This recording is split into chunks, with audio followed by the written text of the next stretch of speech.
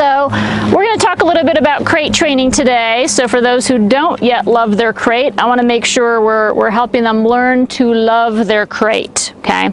So for my dogs, puppies, when I bring home a puppy, I follow what I call my 90-10 rule. 90% of the time when they go in that crate, they're not being locked in and left behind. 90% of the time they're going in to get a treat and come right back out. 90% of the time they're not getting locked in and everybody's leaving. 10% of the time is when I actually have to close the door and leave and they've got some time apart. But I don't want 100% of the time, the only time they go in their crate is when I'm locking it behind them and I'm leaving.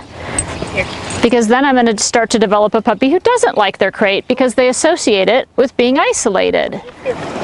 I want to make sure I'm teaching puppies how to comfortably learn to be alone, how to develop that coping skill of not having someone next to them all the time. But I need to make sure I'm doing it in stages, and I need to make sure I'm building up a comfort zone and not creating bad associations with that crate. Or a pen or a gated off laundry room or wherever it is that they're going. So sometimes puppies sleep in a crate at night, but a different crate during the day when you go. Some do fine at night sleeping if you're nearby and they can hear you, but not during the day if you have to leave. Some develop a resistance to even going in the crate if they've already associated it with being left alone. So I want to make sure we've got warm, fuzzy feelings about the crate. Good stuff happens. It's a warm, comfortable, happy place. Okay? So one of the things I try to do is shape the behavior. I try and help it happen without me luring it. So the easiest way to get a puppy into a crate is toss a treat in and have them go in behind that treat, which works to a degree. But then some puppies get wise to that and go, it's a trap, don't fall for it, right? So with my own puppies, I like to shape the behavior. I like to reward the choice of moving toward and moving in and getting in the kennel. I want to make it as often as possible. I want to make it their choice. I'm going to make it worth their while to make that choice. If I'm always luring it and prompting it, sometimes I end up setting up actually more resistance ultimately to going into it because I'm the one trying to prompt it. Okay? Who does not love the crate? He's so-so. Hugo's so-so with it. Okay, so we're going to see if we can. So we're going to see if we can work with Hugo on starting to go into this kennel over here behind us. Mr. Hugo, can I borrow you, buddy? Hi, sweetie pie. All right. Oh, we're not going to play with everybody. Sorry. So sorry. Hugo. Nice, buddy. Good job. Good job. Very nice. Nice.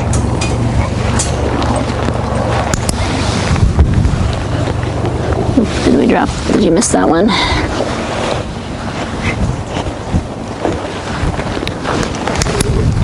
So right now I'm just clicking and rewarding any interaction with that kennel and checking it out. Then I get distracted by other smells. What'd you find, Hugo? Did you find something good? Did you find something good? Is there a good smell there? Oops, sorry, buddy.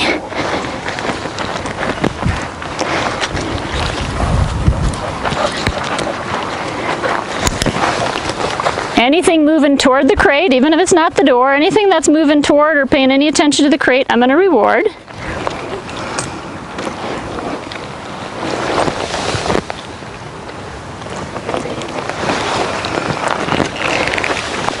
What'd you find over there? Something good? Apparently there's good stuff in the grass. Judging by his mouth. Hugo! So we're going to try and just draw his attention away from whatever's on the ground. Oh, yep, that's Ed's hat. Let's not get that all muddy. Yeah, buddy. Good job. That's good. Good job.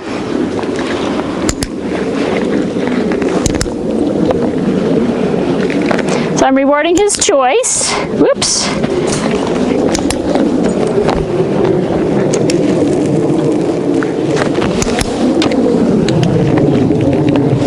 Oh, nice.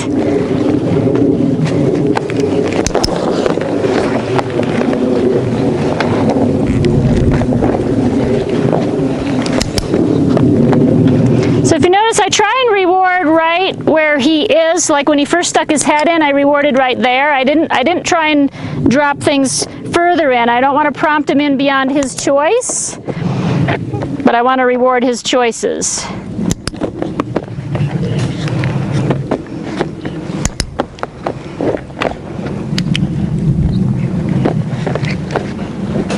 Nice. But if you notice, I'm dropping the treat in rather than handing it to him because I want to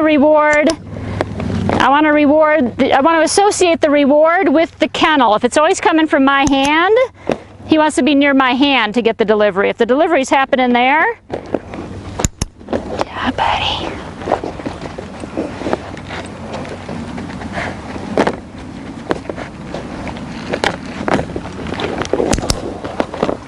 Yeah.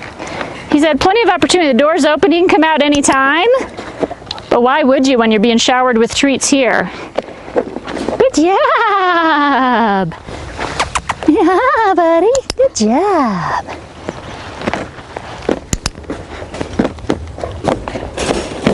Oh, not. Whoops. There you go. Good job, bud.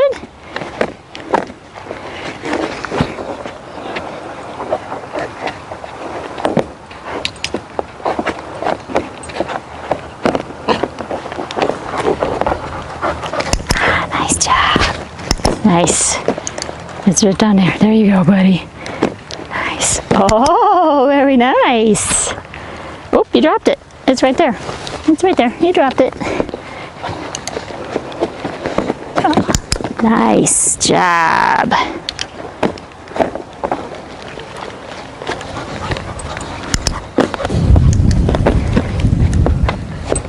Job.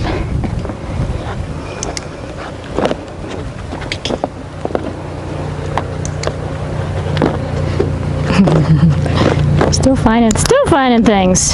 So he could have walked out. He chose to turn around and come back in. Nice job, bud.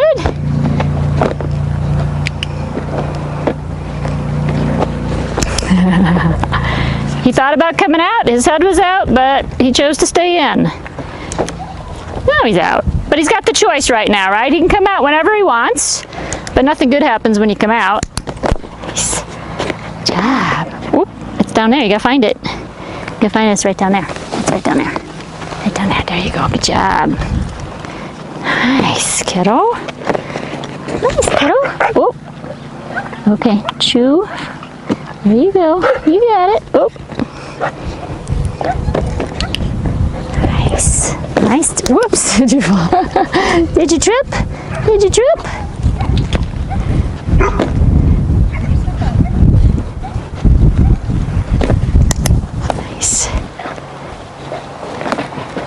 Good job. Oh, there it is right there.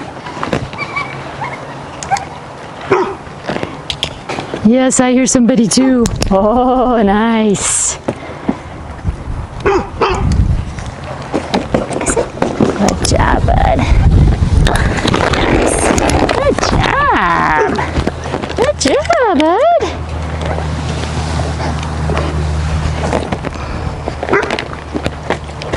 Oh, that was pretty good. Hugo's just going to spend the rest of the class in the crate. I have not been doing it that way, so that makes sense, though. But he's no fear of it. He's not afraid. He's like, good stuff is happening in that crate, so why not? Why not go back in and spend the rest of the class in there? Yeah, I know. That was pretty good. You did a good job. Okay, bud. Very nice. He was like, did you see? Did you see? I did a good job. Oh, you're all dirty. Okay. Any questions on the crate? How much time did he spend? So that whole exercise, how much time did he spend in the crate? How much time did he spend outside of the crate? Mostly in it. Mostly in. Probably 90% or more in the crate. I didn't force him in there. I didn't ask him to go in there, but I rewarded his choice to go in. He was more than happy to do it because it was his decision, and I was paying him well for it. I want to make sure I create lots of warm, fuzzy feelings about the crate. If it's his decision to go in, he's much more cooperative about it. The more I try and force it, the more resistance I set up. What about, because I do put him in, to be honest with you, but I don't get any resistance. He lays right away, down. Can you send him in? Can you tell him I to? haven't been able to, no. Okay, that's where I'd work on that. So what I eventually want you to be able to do is just whatever your cue is. Like for my dogs, it's kennel up. Once I've worked on that a little bit, I say kennel up. They'll go flying in from anywhere and be waiting for me. Okay. That's what I want. I can break that, even though he seems to be adjusting to it. Fine. Sure. Okay. So we can take the next step and get him voluntarily just flying in How ahead. do you feel about him being in my bedroom? Because he is in there when I do go away, but I'm in there when I'm sleeping. So he knows that I'm there. Is that, you don't think that's too isolated? No, as long as it's a place, what I want is it's a place where he's comfortable and has good feelings about sometimes being there with you, as opposed to like if you put it in like a back bedroom where you never go and he never spends any time except when you put him in there. No. Does that make sense? Nope, he's in there and plays in there and I sleep in there. That's what I want. It's a space where he's already comfortable. He's like, we hang out here lots of other times. It's not just when I'm being locked up to go away. Yeah, good. Any other questions? Do you recommend having, what are your thoughts on having 2 crates? I mean, one upstairs. I do. So with my puppies, I always have one in the bedroom they sleep in at night and one on the main floor where I work on and they stay during the day when I'm gone. Because at this point, she's only sleeping on the main floor because we found we all get a better night's sleep, even her, if she's not in the bedroom with us. So we've eliminated that one. Okay. Eventually, I'd like to bring it back. But Okay. at this point, we've just said no, off limits to upstairs. Okay. Mainly because she has accidents up there, but everywhere else in the house. So it's easier.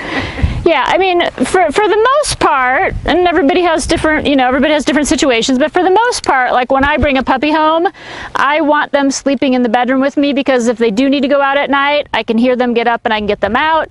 If there is a problem, if they get sick or anything, if they're worried, I'm right there. I know what's happening and how they're doing. And they're getting bonding time with me because even though we don't think of it that way because we're sleeping, it's bonding time for them. They can hear you, they're there with you. I look at it as bonding time for the puppies. So for the most part, I like them to be there, but certain situations it is more efficient. Get up in the morning anymore, so. Yeah. She's good. Okay, all right, good. Any other questions? What about feeding him in the crate? I do that several times, and now I can just say crate, and he's like, and he'll run in there, but I don't shut the door. Okay. That's what, we're not at that point where he can have the door shut very long with me in the room. Okay. So I can tell him to go to his crate, and he knows he's going to get something. Okay. So that's good, and he'll do that at night too. He'll Good. go in his crate, knows he's going to get some treats, and he lays down and goes to sleep. Good. The door shut. Okay. But downstairs, it doesn't last very long. He wants out. Yeah, so what I want to do is when you're ready to start closing this, so like if you're feeding him in there, you might close the door, but you open it up before he's done eating.